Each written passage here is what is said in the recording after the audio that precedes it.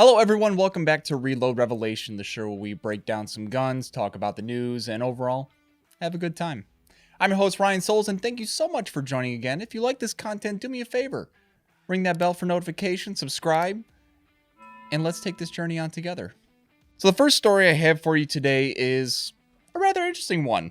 So it turns out Georgia State considers arming the teachers due to all the recent gun violence that people are experiencing right now. So as part of the proposed school safety initiative, Republicans suggested funding a state-funded program for teachers to receive certified firearms training. According to lawmakers, the proposal builds on earlier improvements that educators have passed, and they intend to submit during the upcoming legislative season. So the Republicans in Georgia want to give training to teachers in case of an emergency. That way, they are a line of defense when it comes to people deciding to do harm. The teachers in school system would be able to opt into the proposed program as a safety precaution. It would enable local school systems to decide whether or not instructors should be allowed to carry firearms. So the school themselves, there's plenty of examples that there are teachers that gave their lives for their students, and by chance if they were armed, they could have stopped more casualties. It's an ongoing debate between Republicans and Democrats. However, my take on that would be, why not? Why not let them carry and see if they are a deterrent to possible people that will do harm to kids in schools?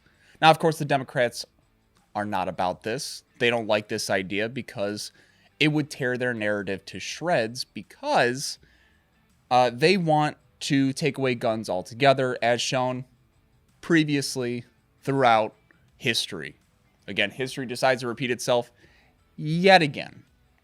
They call this the Peace Officer Standards Training, which would give the teachers up to $10,000 stipend as of right now to fund their training program. This would go into all the details of shooting training, what to do, remembering the rules of firearm training. They're not just giving teachers firearms to carry. They are training them the proper use and the proper rules of engagement, per se, when it comes to defending students from a school shooting. Because obviously students can't do it because they're not old enough to carry a firearm. Your first line is the adults that have that parental protection that is ingrained into our system, and like our own bodily system, that if they have this, they should be able to carry a firearm and protect kids. It's just another layer of protection. So instead of taking out the guns, which aren't the problem, we give people the opportunity, the training, and the necessity to protect. Give it a try. Before you judge, I'm just saying, give it a try and see if there is a change. Because you can't let people be scared. You can't stigmatize a firearm, because that's just going to make them learn to be afraid. But if you give them the proper training and just make it part of everyday life, I think you're going to be fine. Of course, blue state Dems in Maryland, however, want to push a insurance policy for people that conceal carry in the state of Maryland. So if you have your license to carry, it's public information. You can't escape from that. Now, people that have constitutional carry, that's different. You don't need a permit to conceal carry or open carry. You just need to have a gun to carry. Thankfully, the Republicans in Maryland just completely slammed down this bill, saying this is just gross. This is a gross infringement. You cannot do this. It plays into the fact that, well, if people can't afford a gun, how can they afford insurance for said firearm? Right? Makes sense. I know I can't afford that, but guess what? I'm not in Maryland. However, I'm in the state of Michigan. We have stricter gun laws than, let's say, Texas. Texas, shoot, I wish every state could be like Texas, truly. When it comes to gun rights, Texas is the way to go. The People's Republic of Michigan, not so much. But it's targeting citizens for their right to carry. Now, in their policy, they call it wearing or carry, which if you ever say you're wearing a gun, I don't think you should have a gun. It's a weird phrasing. You don't wear it. It's not an accessory. It's a tool. And that's what it's always been. It's always been a tool. Now, this is House Bill 430 in the state of Maryland. Chances are it's not going to go past the committees, which, of course, as we've seen in New Mexico, where, it passed with party lines, straight Democrat, all that. The reason why we keep bringing up New Mexico is because that state is now technically a purple state. So they're just playing the field. Maryland's straight blue. Now, maybe the red wave is coming back. I don't know. Personally, anyone that has gun laws, it's an infringement. And it shouldn't happen. We don't want history to repeat itself. And speaking of history, let's get to the breakdown today. So what I have for you today is the classic World War II battle rifle, the M1 Garand, or Garand. Now, I've always said Garand. Maybe it's just a Midwest thing, but hey, what are you going to do? It's actually a Canadian build, which is super cool. It's the best thing that came out of Canada. Being told it's like the WNBA, but all dudes. It is chambered in 30-06, Springfield specifically. It's 24-inch barrel, got a nice wood stock, wooden handguards. It's overall, it is a beautiful piece of history. And with that, it's got kind of a weird mechanism. It's actually, like most modern rifles and whatnot, it's believed to have piston on top, bolt on the bottom, push the round through, and it fires. This, on the other hand, weirdly enough, the bolt is on top and the gas system is on the bottom. So it's kind of like an upside down gun. Super interesting, really. It's gas operated, semi-automatic, shoots 30-06, and it shoots clips. 8-round clips, push them through. So it fires clips, right? So this is a 30-06 round. It's technically an M2 ball round, which is just the type of load that the Garand likes to fire, because this is your fair warning. If you purchase an M1 Garand and you're not shooting M2, which is the spec for the military round that fired this back in World War II, you have chances of damaging your operation arm or your op rod. That's your PSA moment. Just going to put a forewarning out there. So you would take 8 rounds and you would feed it into your clip like so. And you would stack these all up. And they seem kind of flimsy at first, but once you get that last round in, they hold pretty much fine. There's a little bit of give, that's okay. Then you take your rifle, lock that bolt back. If it doesn't lock back, give it a little bit of wiggle room and whatnot, and then you place your stripper clips or clips. I've heard both. Take your hand, place it on your op rod so that flange is sitting right there. You push in until you hear a click, and then you slowly can take your thumb out, rock it back. Now you're loaded. Now it's good to go. The only thing about this rifle that I'm not a fan of, everything else is fine, it's that safety.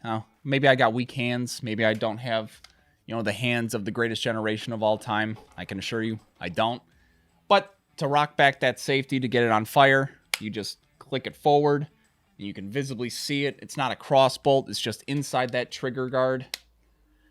And then you can fire until you hear the classic, infamous ping. When loading the M1 Garand, you have to do it in the way that I showed you, because if you don't, you have a chance of getting your thumb caught in there, and this is that infamous Garand thumb. You do not want that. That hurts.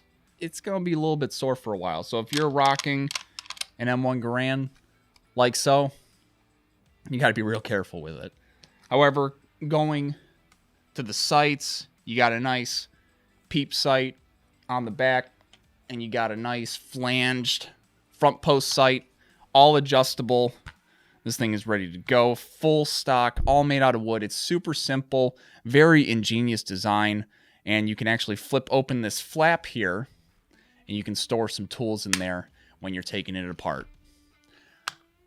The only thing that this didn't come with is a sling, which if it's got a, true to either replica or an original sling, hey, rock it out. And they would put stripper clips on the sling just for faster reloads. But first, let's take this bad boy apart.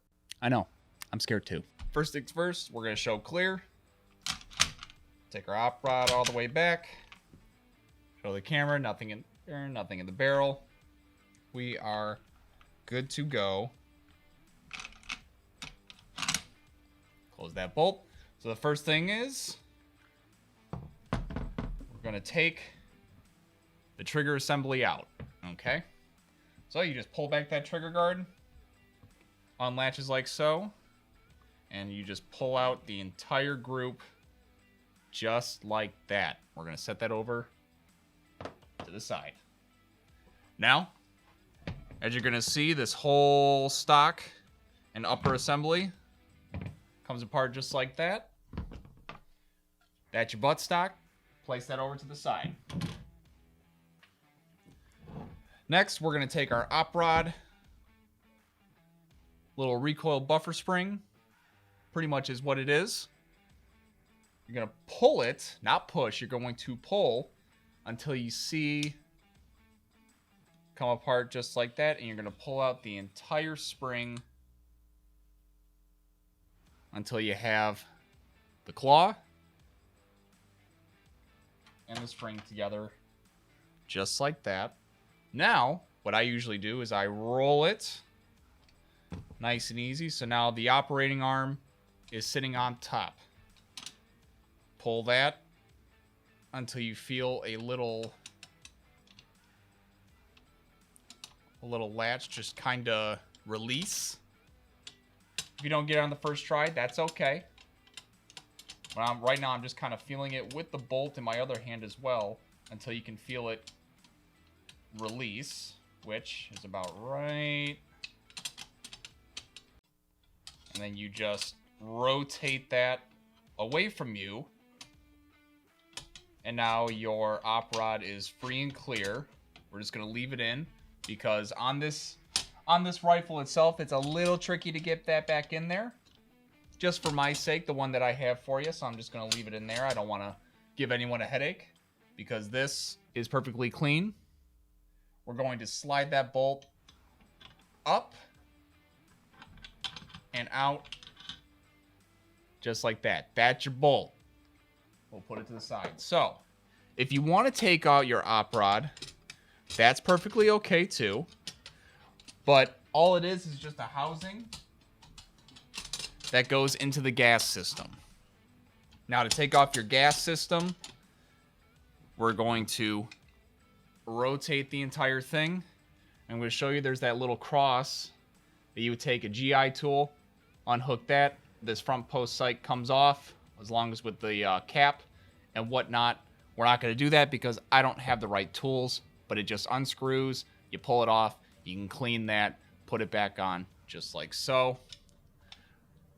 Now we're going to put the entire rifle back together. We're going to start with our bolt. Reverse the process. Come back in from the top. I'm going to slide that op arm out of the way until you feel it kind of rock back into place. That feels about right. And then you're just going to check to make sure it's on the track. Looks like it is. We're going to pull our op rod. This is the trickiest part, is we're going to try and meet the bolt to the op rod. And to do that, I'm going to slide this over, is right now you are off because you're rotated. Now, all you do, you twist it back to where it meets the groove. And then you check to make sure that your bolt is rotating in the rifle. I'm going to show you that on this side. You're going to rotate it. You're not going to feel any tension because obviously the spring is out of there. So that looks very good. Next thing, we're going to put that recoil spring back in along with the internal magazine actuator. So you're here, the spring is here, and your claw is sitting just like so. What you're going to do is you're just going to push right in until that catch meets with the until it catches and meets with the post right inside there to check that that is okay. Now, when you pull your op rod, it's got a lot more tension and you can actually lock the bolt back on the upper.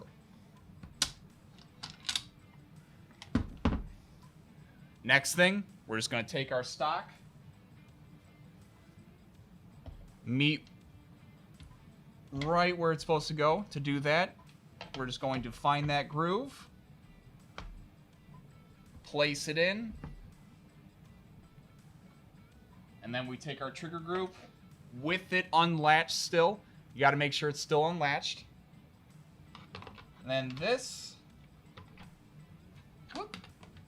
you're just going to meet in the middle while holding the two pieces together, push down, and lock it back in.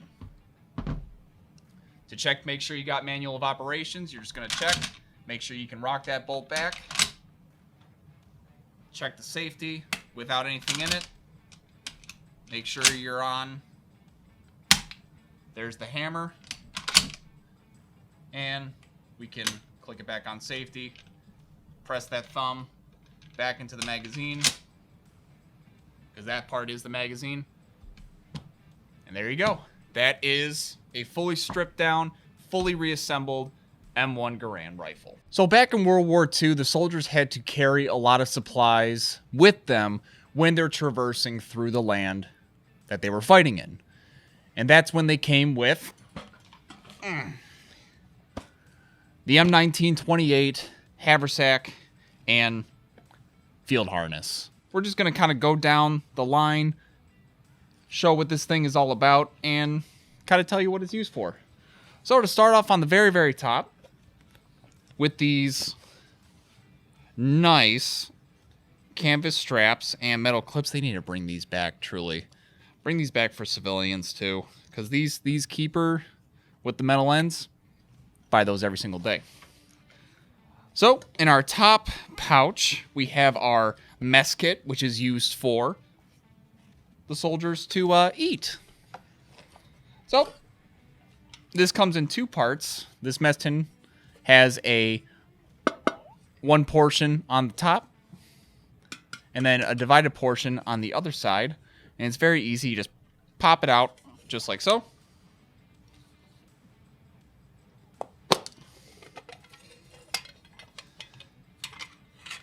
And then it comes apart in two pieces.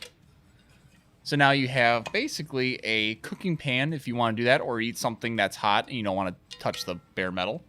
And a divided part. And to put it all back together, you thread it just like that. Put it all back together. Take this piece, put it on top. Make sure that the loop is on the other side. And then latch it down with that loop. And now you're good to go. It is super easy. And honestly, it's just one of those things that makes it kind of cool to take this thing apart. Now, again, on the top pouch, we have our utensils, our spoon, knife, and fork. Very simple. And then we just close it all back up through the top and then latch it through the bottom. Set it down nice and tight. It's not going anywhere. Now, behind that, we have our entrenching tool, which is just a fancy way of saying shovel. And to get that out, same thing. We're going to unlatch the bottom.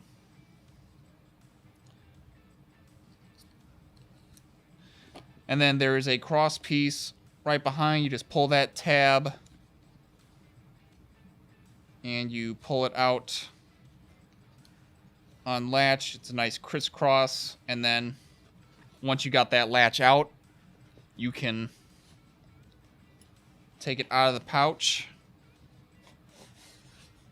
and now you have access to your entrenching tool, which is a shovel. Makes sense. Used to dig in trenches, get a couple guys with these. You can dig in no problem. It's got a nice T-bar handle, so you can really get into the hard ground. And then they would just pack it up same way. Put it through the pouch. They would put it through the pouch like this. Make sure it's nice and snug. They would wrap it around the top, bring it around back so it makes a cross shape for the top half. And what's really cool is, like, as soon as you get this top part back together,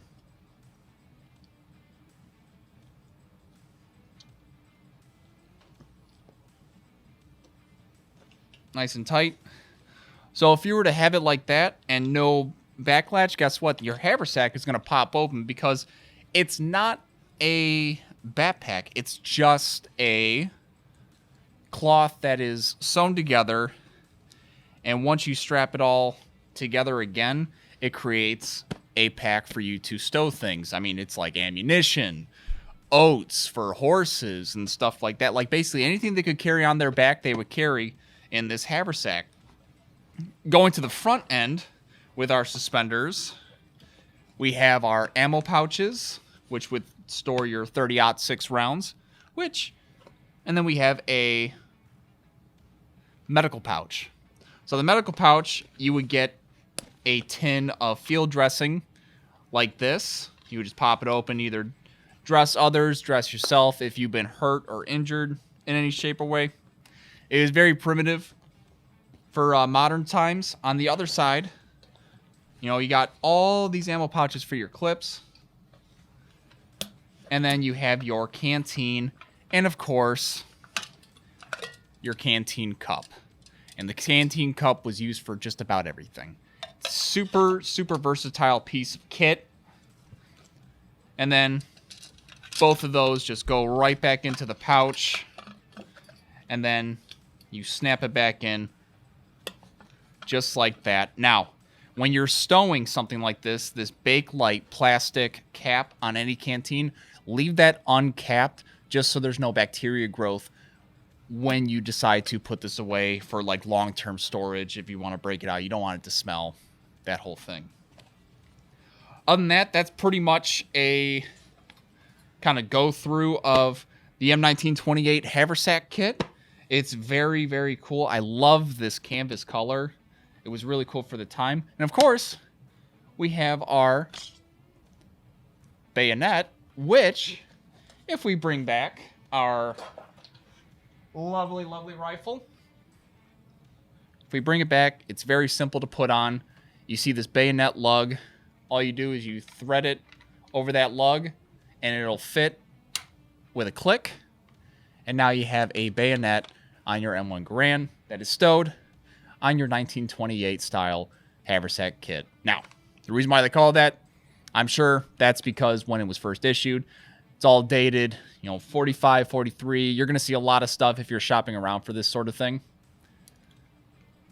To unlatch this bayonet, there's a little button. Push that button, releases from the lug, and now you got your bayonet back off the rifle. It's really, really surprising, too, how a bayonet is still being used even today. Most rifles today that the military is using has bayonet lugs. It's more of a psychological thing, I would presume. However, something like this, I mean, a bayonet could be used for anything. You could, poke things, make sure everyone's, good and dead. But I mean, it was World War II. That was the time. I just love this little design feature for that. That's really nice. Just a nice locking lug in your bayonet. Just like that. So, put this back on your kit. You just put it back in the scabbard. Just like that. It's very cool. I mean, it's even got like a little stowaway latch or just like piece of fabric right here to keep it nice and tight to your body. So they would keep, stuff like stripper clips in the magazine pouches and stuff like that. I mean, this is pretty much what they would use. They would push it in, fire, that whole thing, as mentioned in the previous part of our video here. However, this is just what I want to show you all put together. Really cool, really nice. And as always, just another cool piece of history. So, thank you guys so much for tuning in to this episode of Reload Revelation. Do me a favor, if you like this video, give me a thumbs up. It really helps me out. Subscribe if you want to see more content like this. And as always, remember these 5 rules. Never point your firearm at anything you don't intend on shooting. Know what is behind your target at all times. Be aware of your surroundings. Keep your finger off the trigger until you're ready to shoot. And as always, have fun. Thank you so much for tuning in. I'm Ryan Souls for Reload Revelation. And now, as always,